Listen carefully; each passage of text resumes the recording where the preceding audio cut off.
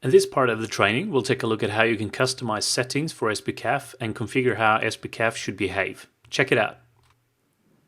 With SPCAF comes something called the SPCAF Settings Editor. This is a settings tool which will help you configure any general settings for SPCAF, like the title of your rules, a description, or whether or not you should exclude certain file types. You can also configure which reports and analyzers should be executed when SPCAF is running. This way you can easily exclude certain rules that you don't want to execute, or you can include custom-built rules for SPCAF. Rulesets in SPCAF is a type of file that defines what rules to run when analysis starts. So you can configure exactly what type of analysis should be run, what rules it should be using on a predefined set of rules, or even create your own rulesets. Normal cases for modifying rulesets are to enable or disable specific analyzers, categories, or report types. You might also want to change the severity for certain rules, changing from error to a warning or the other way around, for example. A ruleset is defined in an XML-based file with the extension .spruleset. You can either modify this file using the SPCAF Settings Editor, or you can manually edit it using XML. My recommendation, of course, is that you start using the SPCAF Settings Editor because that's an easy-to-use interface and designed to work specifically with these files. In this demo, we'll take a look at how we can configure SPCAF and customize the settings using the SPCAF Settings Editor. So configuring custom rules and configuring custom rule sets and configuring the settings for SPCAF can all be done from the Settings Editor. And the easiest way to find it if you're using the standalone client is to go up here to where it says Settings, click there, and you can get a selection of different rule sets. But you can also click the Edit the Rule Set and enable or disable analysis checks. And by doing this, you will bring up the SPCAF Settings Editor. And from within this interface, let me just maximize this. From this interface, you have the ability to customize exactly what the settings for this specific rule should be, or these rule sets. So for example, the extended recommended settings, it's not using the client-side object model rules. And if you're developing Office 365 apps or add-ins for SharePoint, you probably want to check this, because this will analyze your client-side object model code as well. So let's go ahead and do that, and we can see here there's the migration assessment. Maybe we want that one as well. We can also decide whether or not we want the CSS-lint, JS-hint, FXCOP metrics, dispose check, and cat.net. If you want to go down into a category, say that we're, for example, developing a specific CSOM application, an Office 365 add-in, for example, then we can navigate down here and we can say, for example, that under the best practices section, maybe we don't want reports for exception handling implementations. So if there are specific rules you don't want to run, you can just uncheck them here. And this will apply for every single analysis using this specific rule. So it's a simple way to configure exactly what should be analyzed. And on top of that, you have the reports. And under here, you can select exactly what type of reports should be generated.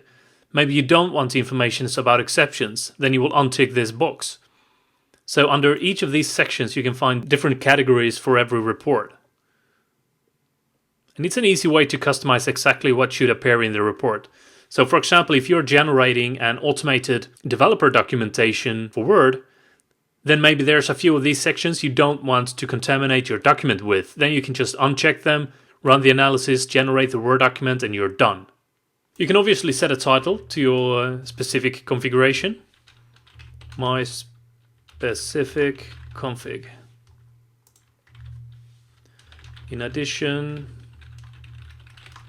to the extended rules, we're adding CSOM and migration assessment. The next thing is we have something called global properties. We can actually use different properties that we will input to the SPCAF when it's running. This is an easy way to inject those specific properties. And there's one property called ignored files. And by default, there's a list of different file types in this value here. And if we just go to the end, we can see that we don't want to analyze the d3.something.js files. We don't want to analyze the bootstrap files, the respond.js, the modernizer.js, jQuery, and all those different frameworks in JavaScript. We don't want to analyze them. We don't want to use the SPOs DLL files, the Telerik, the system DLL files, and so on. There's a set of default applications and default frameworks that we do not want to analyze because it would contaminate the reports with error messages that are way out of our control. If you are using third-party assemblies for your solutions and add-ins, then you can of course exclude them by yourself here, or if you don't want to exclude them, you can just let them be included. So using the SPCAF Settings Editor, it's an easy way to configure the execution of SPCAF rules. Another way to launch the SPCAF Settings Editor is if you're from within Visual Studio, you right-click your project, you choose SPCAF, and from here, you can select the rule set. So if you click that, you will get a dialog saying, hey, which rule set do you want to use? Here I've got a custom one with also inclusion for CSUM rules. You can do browse or new, or you can modify the existing one. So if I want to modify the one that is selected, I'll just select it and click open. This will also launch the SPCAF Settings Editor, so you will always see this familiar interface wherever you launch it from. And with that said, you can easily customize the rules that you run from within Visual Studio as well. With SPCAF, you can choose to exclude specific assemblies, file types, or even specific files. You can configure a local exclusion, which is for specific analyzers, categories, or rules, or you can exclude a file globally so it doesn't get picked up by any of the analyzers and will not be included in any of the reports. This could be useful, for example, with jQuery, which you wouldn't want to analyze anyway, or specific third-party assemblies that you don't want to include in your analysis or report. While getting all the reports and messages about coding standards and issues in your projects, sometimes the error messages being reported are by design in your organization or project, and as such you don't want them to show up in the generic reports. And this is where suppression comes in. Suppression does not disable the rule altogether, and this is very important to understand. The rule is still executed during analysis, but it is not counted in the number of errors that are being reported. In order to allow traceability of suppressions, the code quality report still shows a list of the warnings that are suppressed, but they are now presented in its own section and does not add to the error or warning count in the reports. This also means that they are not shown in the Visual Studio integrated version of SPCAF, and the developers can continue with their task without being bothered by this specific message that you want to suppress. You have the option to suppress warnings in your assemblies, that is, in your .NET code by adding an attribute to the area where it's producing the error message. You also have the option to suppress warnings that get generated in your markup files, that is, in your XML files. This is useful if you want to discard warnings for specific features or content types or other artifacts designed through XML. The suppressed messages are located in the code quality reports at the bottom. If you have any suppressions at all in your solutions or apps, this is where you'll be able to see them. Suppression of warnings can be done leveraging the .NET Framework capabilities, and with SPCAF there's an added support for the system.diagnostics.code analysis code, making use of the suppress message attribute for assemblies, classes, and methods.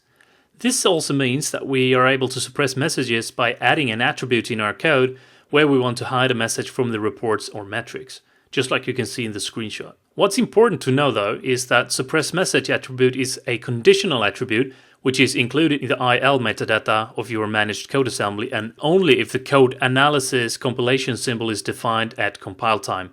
And this can of course be done by typing hashtag code_analysis, as you can see in the bottom there. By doing this, SPCAF can also pick up that you have excluded specific rules. Suppression of XML warnings were introduced in SPCAF version 5.3. Make sure you're upgraded to the latest version of SPCAF in order to take full advantage out of this. And this means that we can write a statement in our XML files to suppress warnings reported for that file. Common things relate to content types, fields, and features, for example. The suppression is applied to the XML that comes right after the suppression comment. We don't need to add any code analysis directive like we do for the .NET code. So as you can see in the screenshot, we're suppressing a message using a simple XML comment. By specifying the same parameters that you do for suppressing an error message in .NET, you do the same thing with an XML comment here. In this demo, we'll check out how to suppress messages both from the code behind in your .NET assembly and from XML artifacts like features and content types. We'll also check out the generated reports in order to see where to find an overview of all the suppressed messages. So let's take a look at how we can suppress messages from SPCAF from within Visual Studio. For example, let's say that this error message that I've highlighted here, which is the do not call update of SPFarm in method create child controls. If I want to hide that message because we are deliberately actually making this call and we know the effects of it, then we don't want this to show up in every single report that we run with SPCAF. So there's an easy way that we can exclude it. The first thing we can see here in my demo code is that this specific line here, farm.updates, we do not want SPCAF to report it anymore. So the absolutely easiest way to find out how to suppress the message is to right click on the actual error message in Visual Studio and click Show Error Help. It will bring up the specific error message, in this case the do not modify farm settings via code. You can also see there's a headline called Message Suppression. And here's a sample snippet telling you that you can use this attributes on top of the method violating the rule. And if you do that, it will automatically suppress the message. But just as I mentioned previously, don't forget to also define code analysis. So with this in mind, going back to the code and just pasting whatever we copied from there, we can see that it's not finding the suppressed message because we need to add a reference system.diagnostics.codeanalysis. While doing that, we can then see that this attribute right here, let me just make it easier for you to see it, is suppressing the messages for farm update in this method. We can also do this for the entire class if we don't want to do it on method level. In my case, I just want to do it on the create child controls. We can type a specific reason here for why we're suppressing the message. In my case, this is a suppression demo. So the other thing that I mentioned is the define code analysis. So let's go and copy that. And as you can see here, you need to put this in the beginning of your C# file. So let's just go to the top of the file and put it in there. And in order to suppress messages from the XML files, we also have an error here saying that you need to add description to the feature SPCAF.suppressed warning sample. So in order to do that, we can also right click here, just like we did before, show error help, and we can see that the message suppression for this specific error message looks a bit different. And that is because a feature is defined in XML. So obviously we cannot use a C# suppression attribute. We need to use an XML comment instead. So by copying this, going back to our project and finding the feature, we can right click and select View Template. This will bring up the template feature XML file. And the only thing we want to modify is that we want to actually add the suppression of this message. Suppression demo in XML. So with this suppression, we're actually telling SPCAF to not report the declare description in feature rule. So maybe I want to do that for the site feature as well. I can just go in there, paste the same thing, and that's it. Next time we run analysis, we should see that those error messages should be gone. So we can do this by going to SPCAF, sharpen code analysis. In this case, I want to generate an HTML report directly, because if you run SPCAF from within Visual Studio at this point, you will not see the error messages in the list anymore because we have suppressed them. But if we go to the HTML report, we can actually see that the rule has actually executed, but it's not being counted toward the metrics. So once the execution is done, we'll get the full HTML report for the code analysis. What we can see here, if we scroll down all the way to the section called suppressed messages, we can now see that there's 3 items in here. Under supportability, we have the do not modify farm settings. So I've successfully suppressed this message. And we can see the reason for this is that this is a demo. If we go under the design category, we can see that both of the features that I modified are now also being suppressed for the description attribute. It's also important to know that the rules are executed and they are counted under the suppressed messages. However, they are not counted in the total amount of errors and in the overall metrics. And that's it. That's all you have to do to suppress a message with SPCAF from C# or from XML.